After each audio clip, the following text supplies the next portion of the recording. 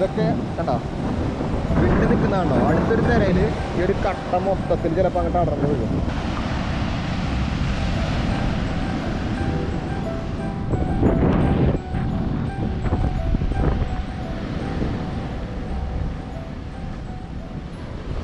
Hi, നമസ്കാരം.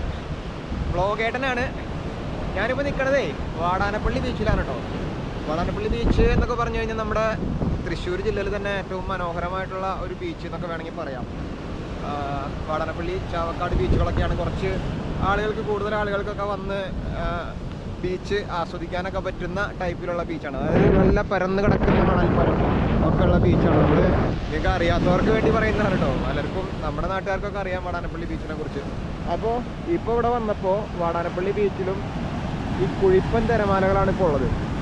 സാധാരണ നമ്മൾ ഇപ്പോൾ എനിക്കിപ്പോൾ വീട്ടിലൊക്കെ ഇരുന്ന കടലിൽ തിര ഇങ്ങനെ അടിച്ച് കയറുന്നതൊന്നും കാര്യമായിട്ട് കാണുന്നില്ല. അപ്പോൾ ഞാൻ വിചാരിച്ചത് കടൽ കുറവായിരിക്കും എന്ന് വിചാരിച്ചു. പക്ഷെ വന്ന് നോക്കുമ്പോഴാണ് നമുക്ക് കാര്യം മനസ്സിലാവുന്നത്. ഇത് കുഴിപ്പൻ തിരമാലകളാണ്. കുഴിപ്പൻ തിരമാലകൾ എന്ന് പറഞ്ഞാൽ തിര കരയിലേക്ക് അടിച്ച് കയറുന്നുണ്ടാവില്ല, പക്ഷേ കുഴിച്ച് മണലിനെ അങ്ങനെ കൊണ്ടുപോകും.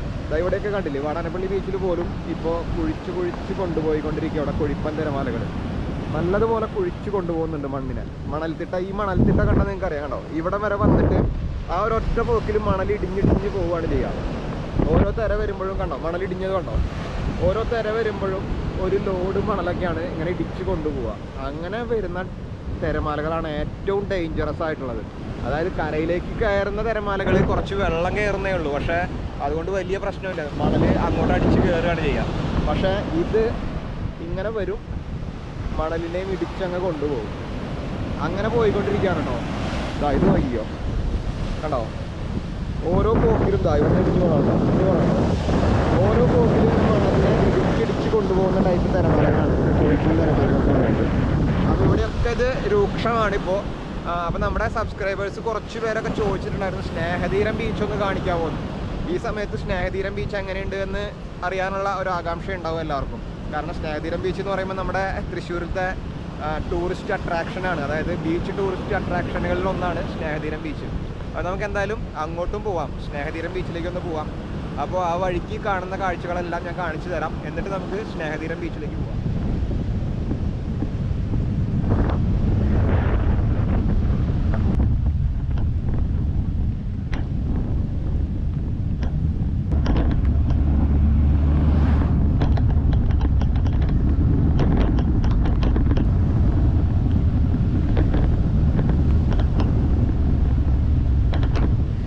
അപ്പോൾ നമ്മുടെ തീരദേശത്ത് കൂടെ പോകുന്ന ഏറ്റവും മനോഹരമായിട്ടുള്ളൊരു റോഡ് എന്ന് തന്നെ വേണമെങ്കിൽ പറയാം.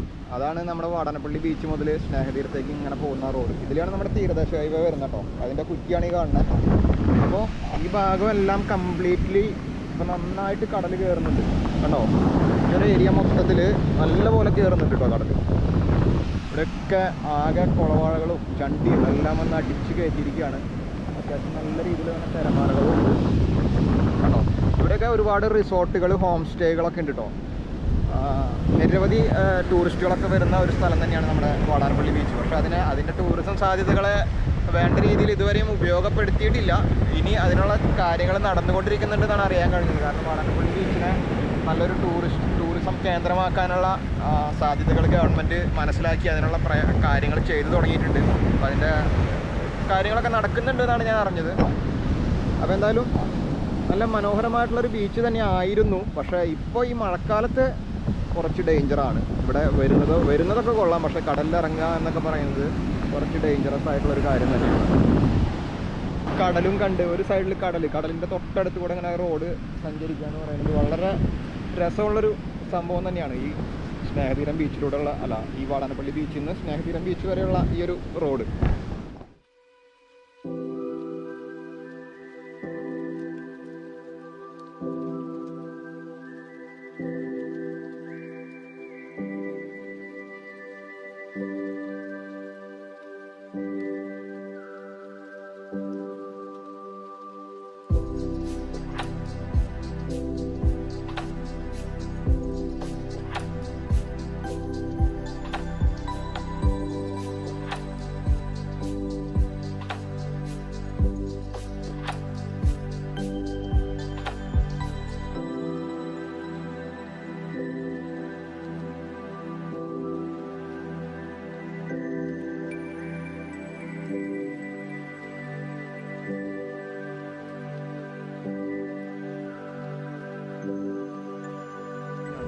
ഇതാണ് നമ്മുടെ അറപ്പത്തോട്. അതായത് നിങ്ങൾ പല സ്ഥലത്തും ഇത് കണ്ടിട്ടുണ്ടാവും, ഇൻസ്റ്റഗ്രാം റീലുകളിലും അതുപോലെ തന്നെ സിനിമകളിലും സീരിയലുകളിലും ആൽബങ്ങളിലും അങ്ങനെയായിട്ട് പല സ്ഥലത്ത് നിങ്ങൾ ഈ ഒരു സ്ഥലം കണ്ടിട്ടുണ്ടാവും. ഇത് വാടാനപ്പള്ളി കഴിഞ്ഞ് നമ്മളിങ്ങോട്ട് വരുമ്പോൾ തളിക്കുളം പത്താങ്കല്ല് പടിഞ്ഞാറ് ഭാഗത്താണ് ഇത് വരിക. അറപ്പത്തോട് എന്നാണ് പറയുക. അതായത് കടലുമായിട്ട് ബന്ധപ്പെട്ട് കിടക്കുന്ന ഒരു തോടാണിത്. നമ്മുടെ അവിടെ അഴിമുഖം ഉണ്ടല്ലോ, അഴിമുഖം പുഴകൾ കടലിൽ വന്ന് ചേരുന്ന സ്ഥലമാണ്. എന്നാൽ ഇത് അങ്ങനെയല്ല, ഇത് പുഴയല്ല, ഇതൊരു തോട് കടലിൽ വന്ന് ചേരുന്നതാണ്. അറപ്പ മുറിയ എന്നൊക്കെ പറയും. അതായത് പല സ്ഥലങ്ങളിൽ ഇങ്ങനെ പണ്ട് രൂപപ്പെട്ടിട്ടുള്ളതാണ്. അപ്പോൾ അതുപോലുള്ളൊരു സ്ഥലമാണ്. വളരെ മനോഹരമായിട്ടുള്ളൊരു സ്ഥലമാണ് കേട്ടോ ഈ അറപ്പത്തോട്. ഭയങ്കര പ്രകൃതി ഭംഗി നിറഞ്ഞു നിൽക്കുന്ന സ്ഥലം. പണ്ട് 7up ഒരു പരസ്യം ഇവിടെ വെച്ച് ഷൂട്ട് ചെയ്തിട്ടുണ്ട്. നിങ്ങൾ കണ്ടിട്ടുണ്ടാവും, പണ്ടത്തെ ഒരു 7up ഒരു അഡ്വർടൈസ്മെൻ്റ് ഉണ്ട്. എന്താണ്, ഞാൻ അതിൻ്റെ ഒരു ഇത് മറന്നുപോയി. ഞാൻ കാണിക്കാം, ഞാൻ യൂട്യൂബിൽ അങ്ങനെ കിട്ടുകയാണെങ്കിൽ ആ ആഡ് ഞാൻ ഇവിടെ എടുത്ത് കാണിക്കാം കേട്ടോ. അത് ഇവിടെ ഷൂട്ട് ചെയ്തിട്ടുള്ളതാണ്.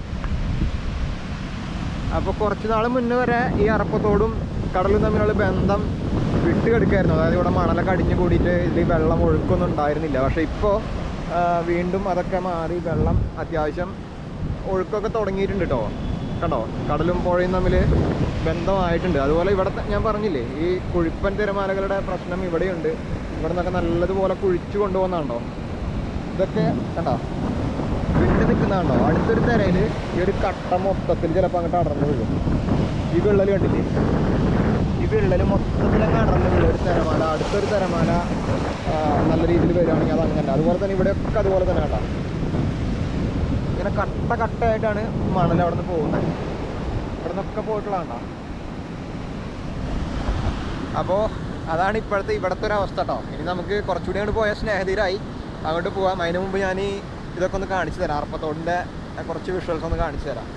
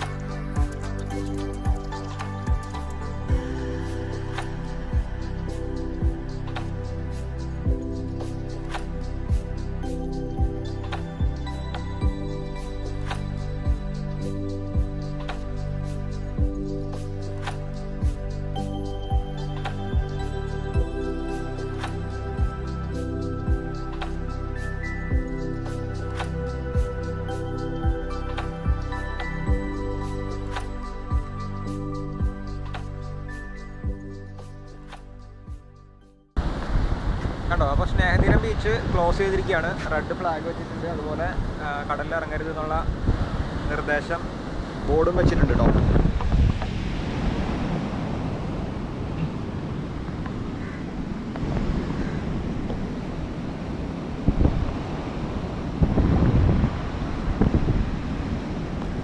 ഇവിടെയും നല്ല രീതിയിൽ തന്നെ കടലിൽ കയറിയിട്ടുണ്ട്. സാധാരണ നമ്മൾ സ്നേഹതീരത്ത് വരുമ്പോൾ ഒരുപാട് ദൂരം നമുക്ക് അങ്ങോട്ട് പോകാൻ പറ്റുമായിരുന്നു. അതാണ് നമ്മുടെ സ്നേഹതീര പാർക്ക്, അതിൻ്റെ കടൽ ബീച്ചൊക്കെ കാണുന്നുണ്ടോ. അപ്പോൾ അങ്ങോട്ടൊക്കെ അത് വിട്ടും ഒരുപാട് ദൂരം നമുക്ക് പോകാനൊക്കെ പറ്റും വേനൽക്കാലത്തൊക്കെ വരുമ്പോൾ. പക്ഷേ ഇപ്പോൾ അങ്ങനെയല്ല. ഇപ്പോൾ ഭയങ്കരമായിട്ട് കടൽക്ഷോഭം ഉള്ളതുകൊണ്ട് തന്നെ നല്ല രീതിയിൽ ഇങ്ങോട്ട് കയറിയിട്ടുണ്ട്. ഇത് ഇവിടെ മുമ്പുണ്ടായിരുന്ന കോസ്റ്റൽ പോലീസിൻ്റെ എയ്ഡ് പോസ്റ്റാണ്. പോലീസ് എയ്ഡ് പോസ്റ്റ് കഴിഞ്ഞ വർഷമല്ല, കഴിഞ്ഞ മുന്നത്തെ വർഷത്തെ കടൽക്ഷോഭത്തിലാണ് ഇത് തകർന്നത്. ഇത് കംപ്ലീറ്റ് ആയിട്ട് തകർന്ന നിലയിലാണ്. ഇത് ചെരിഞ്ഞാണ് നിൽക്കുന്നത്, കണ്ടോ.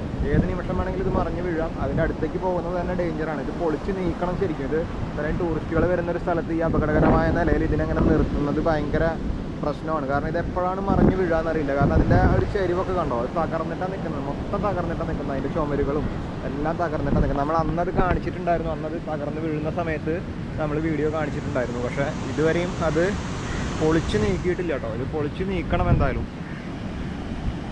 അപ്പോൾ അതാണ് നമ്മുടെ സ്നേഹതീരത്തിൻ്റെ ഇപ്പോഴത്തെ ഒരു അവസ്ഥ എന്ന് പറയുന്നത്. കണ്ടോ. അപ്പോൾ ഇവിടെയൊക്കെ ബീച്ച് ക്ലോസ് ആയതുകൊണ്ടാണ് ആൾക്കാരൊക്കെ നമ്മുടെ അവിടേക്കൊക്കെ വരുന്നത്. അതായത് അവിടെ പ്രത്യേകിച്ച് അങ്ങനെ ബീച്ച് എന്നുള്ള രീതിയിൽ റെക്കഗ്നൈസ് ചെയ്തിട്ടുള്ള ഒരു സ്ഥലമൊന്നുമല്ലല്ലോ. ആളുകൾ വരുന്നു, പക്ഷെ നല്ലൊരു ബീച്ചാണ്, പക്ഷേ അപകടമാണ്. ഇവിടെ എന്ന് പറഞ്ഞാൽ ഈ റെഡ് ഫ്ലാഗ് ഉള്ളത് കൊണ്ട് ഇപ്പം നമുക്ക് കടലിൽ ഇറങ്ങാൻ പറ്റില്ല. പക്ഷെ സാധാരണ സമയത്ത് ഇവിടെ വന്നു കഴിഞ്ഞാൽ ഇവിടെ ലൈഫ് ഗാർഡിൻ്റെ സേവനം ഉണ്ടാവും, അതുപോലെ തന്നെ പോലീസ് ഉണ്ട്, എല്ലാവിധ സംഭവങ്ങളും ഉള്ളത് കൊണ്ട് നമുക്ക് സേഫ് ആയിട്ടുള്ളൊരു ബീച്ച് എന്ന് വേണമെങ്കിൽ പറയാം. പക്ഷേ നമ്മുടെ അവിടെ അങ്ങനെയല്ല. നമ്മുടെ അവിടെ അതൊരു ഇറങ്ങാനോ ഒന്നും പറ്റുന്നൊരു ബീച്ചല്ല. പക്ഷെ എന്നിട്ട് കൂടി ഇവിടെ ഇറങ്ങാൻ സമ്മതിക്കാതെ നമ്മൾ പലരും ഇവിടെയൊക്കെ വന്ന് നോക്കിയിട്ട് നേരെ അങ്ങോട്ട് വരിക. അടുത്ത ബീച്ച് ഏതാണെന്ന് നോക്കി വരികയാണ്. വാടാനപ്പള്ളി ബീച്ചിലും അതുപോലെ നമ്മുടെ ഏങ്ങണ്ടിയൂരും ഒക്കെ വരികയാണ്. എന്നിട്ട് അവിടെയൊക്കെ വന്ന് കടലിൽ ഇറങ്ങുന്നു. അത് എപ്പോഴാണ് അപകടം വിളിച്ചു വരുത്തുക എന്ന് പറയാൻ പറ്റില്ല. ഈ ഒരു സമയത്ത് ഇവിടെ റെഡ് ഫ്ലാഗ് ഉണ്ടെങ്കിൽ എല്ലായിടത്തും അത് തന്നെയാണ് അവസ്ഥ. ഒരിക്കലും നമ്മൾ കടലിൽ ഇറങ്ങാൻ പാടില്ല എന്ന് തന്നെയാണ് അതിൻ്റെ അർത്ഥം.